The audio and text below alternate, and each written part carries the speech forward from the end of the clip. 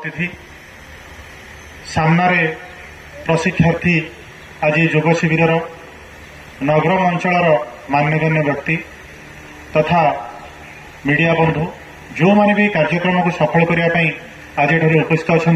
समस्त को मोर नमस्कार। आज अंतर्जातिक योग दिवस बोध हुए 2015 मसीहा जून 21 रु यहाँ आरंभ होती किंतु जदि आम योगर इतिहास देखा ताहले बोध आम तार इतिहास खोजिकी पाइबानी कारण जेबेठारु आमर भारत वर्ष सृष्टि होती भारत भूखंड सृष्टि होती योग सेबेठारु एठी आम भूमि आम माटी जड़ित होगी रही आम समाजर पुरातन समाजर जिते मुनि ऋषि माने शिक्षा दान करुले जितेबले श्रमण व्यवस्था थिला से समय योग आम भारत में रही आसी महान योगी पतंजलि प्रथम यहाँ कोडिफाई करते पोथी लिखी समाज को जनईले किंतु ता पूर्व चिंता करतु जो योगी मैंने जो मुनि ऋषि माने तपस्या करुले से हिमालयर थंडा से भी किसी लगुना कारण से योग मध्यम से निज शरीर को कंट्रोल करके रखी परवर्ती मुहूर्त जितेबले यूरोपियन माने आम देश को आसिक शासन कले से योगर उपकारिता जापारे नहीं बाहर प्रकाश करते से योग मध्यम से जापारे जे जोठी योग अच्छी से रोग नहीं किंतु दुखर विषय आम लोक मैंने आम जो आम योग सृष्टि होती जोटी मुनि ऋषि मैंने योग शिक्षादान करते योगर प्रतिष्ठा करते आम से योगर आदर रखी ना किंतु आप विदेश मानक देखु से योग प्रतिष्ठान बहुत अच्छी से लोक मैंने योग को फॉलो करुँच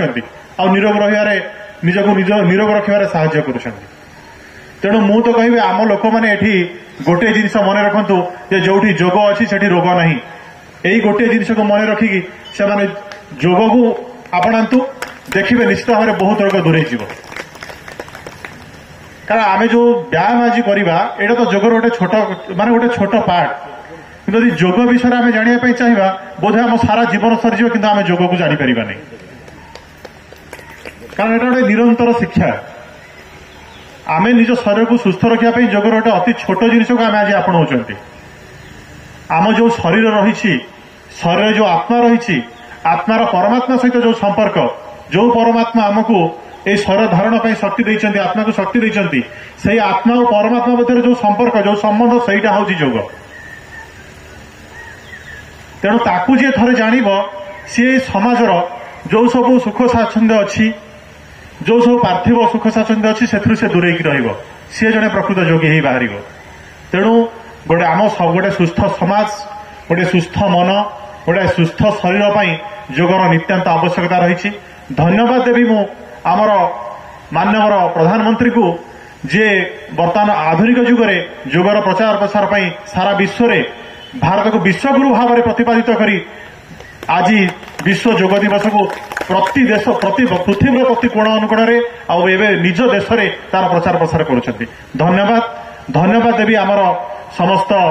उद्योक्ता मानक नगरम पंचायत रे जो माने भी उपस्थित अच्छा कार्यक्रम को सफल करने 2 दिन धरी अत्यंत परिश्रम कर समस्त धन्यवाद देवी धन्यवाद आशा करी जो योग शिविर अनुष्ठित होती किसी शिक्षा ग्रहण कर निज जीवन को सुखद करने चेष्टा करेंगे और सफल हे धन्यवाद।